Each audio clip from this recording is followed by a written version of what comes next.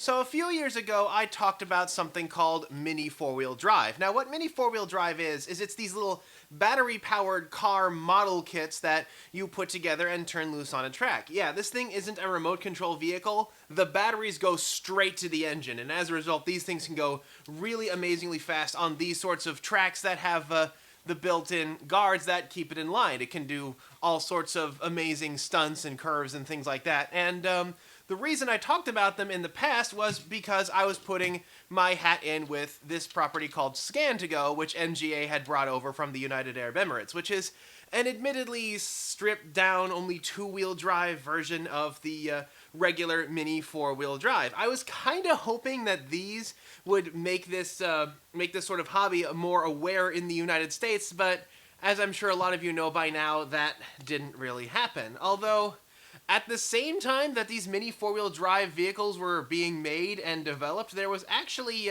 another series that Bandai had created that took things in a bit of a different direction. That would be Crush Gear. Crush Gear is, it's the same sort of chassis as a mini four-wheel drive, where it has the two AA batteries that go straight into the engine, but the difference with Crush Gear is that they're actually designed to be combat vehicles rather than racing vehicles. The wheels, as you can see here, are made of a slick plastic rather than being covered with rubber tires, and the wheelbase itself is also really narrow, which allows these things to actually spin in battle and crash into each other with these special weapons. Crush Gear was a popular enough series that it managed to get a couple of animes. You have Crush Gear Turbo, which is actually pretty good, well, good enough to get an English dub anyway, and Crush Gear Nitro, which is god-awful.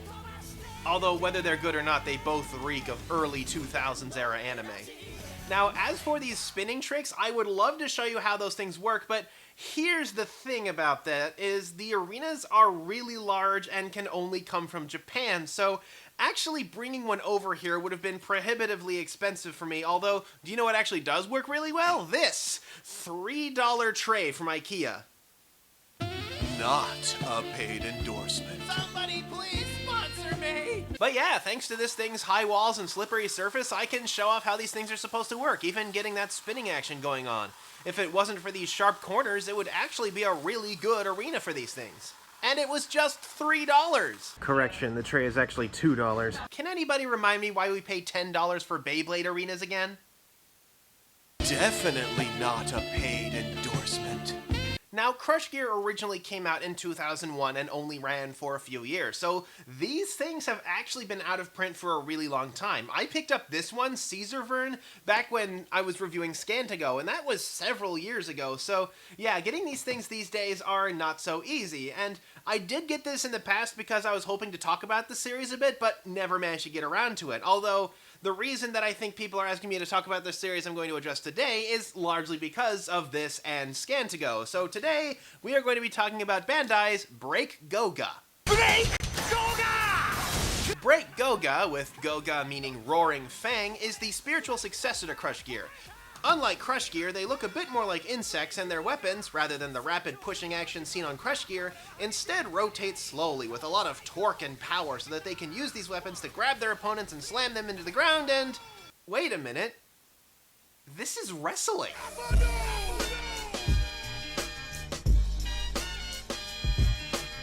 Yeah, just like what you see in the WWE, these things are doing like shoulder throws and leg tosses and crazy uppercuts, just like what you see on your favorite wrestling show. Think of it like this. When you think of a series like Beyblade, it's like watching a boxing match. The two opponents carefully circle each other, occasionally getting in a big hit with a fast, deliberate action before going back to sizing each other up. Break Goga, on the other hand, is clearly meant to be more like professional wrestling, where big, flashy personalities pull off big, flashy moves on one another, always in each other's faces and going for the moves that create the most spectacle. Professional wrestling is clearly a huge source of inspiration for these things. In fact, if you look on the boxes, they actually have pictures of the various wrestling moves that these Break Goga are designed to invoke. Several of the vehicles are clearly designed to look like the Hercules and Stag Beetles that boys in Japan would collect and have fight one another. This actually seems to be a common source of inspiration, as the Pokemon series was also inspired by bug collecting. This one I have here, Cyclone Hawk White Flash, is a balanced lightweight designed to be extra spinny and has a rotating claw in the center designed to grab a piece of its opponent in order to flip them over, invoking a judo move called Harai Goshi. The Harai Goshi is a leg-sweeping hip throw that involves rotating the attacker on their center of mass to send them flying to the ground, as depicted by this image that I found online, and wait a minute, have I seen this picture somewhere? They didn't just take an image off the internet and slap it on their box, did they? Oh my gosh, they did! Right down to the goofy little ankles with the big toes. Wow, way to go, Bandai.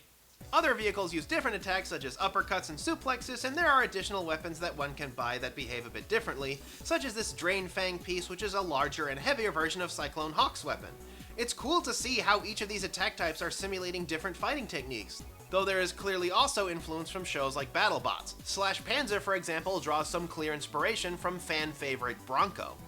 Now, when compared to Crush Gear, I think Break Go-Ga is a whole lot better. There isn't as much of the model kit assembly that makes things like Mini 4-Wheel Drive or Crush Gear appealing, but here's the thing, these machines are like busy body slamming and pile driving one another, and I would rather have a toy that feels sturdy than one that has a lot of assembly involved. I have a lot more confidence that I won't break this thing the way I might break a Crush Gear, and have broken a Crush Gear. Yeah, this Caesar Vern is actually broken. And then there are the animes. While Crush Gear's animes vary in quality, Break Go-Ga's is a 3-minute animated commercial. That's it, just a 3-minute clip where a hot-blooded kid who fights with his guts fights against a far more experienced and calculated opponent. You know, standard shonen anime plot 1B. It wouldn't surprise me if this actually turned out to be a pitch pilot for a potential anime that was just never made, or at least hasn't been made yet. Yeah, Break Go-Ga is definitely a back burner project as far as Bandai is concerned. There were only 3 different vehicles available on release, each one getting an alternate color scheme but no alternate parts, and only 2 more have been released in the time since then, one of which is a stripped down version of Cyclone Hawk that sells for $10 called Assault Falcon. I see what you did there. The YouTube playlist is also a bit dismal and includes these sorts of imitation YouTube videos starring a guy in a wrestler mask and some dude named Scott. And these videos are very, and I'm sure you'll hate me for using this word, cringe. ルールはこんな感じです。No! これは誰がわかるんだよ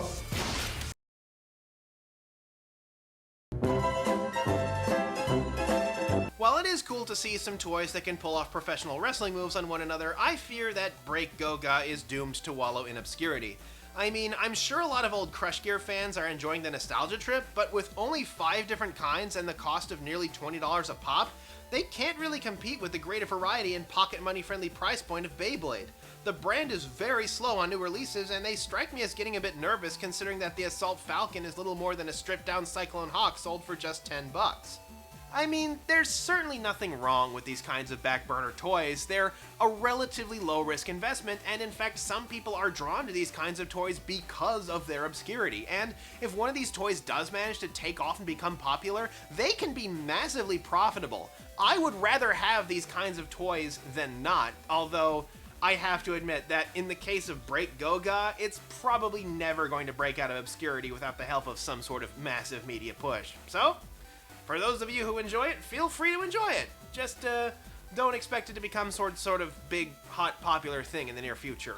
So, that's a look at Break Go-Ga, and until next time, this is Kohdok signing off.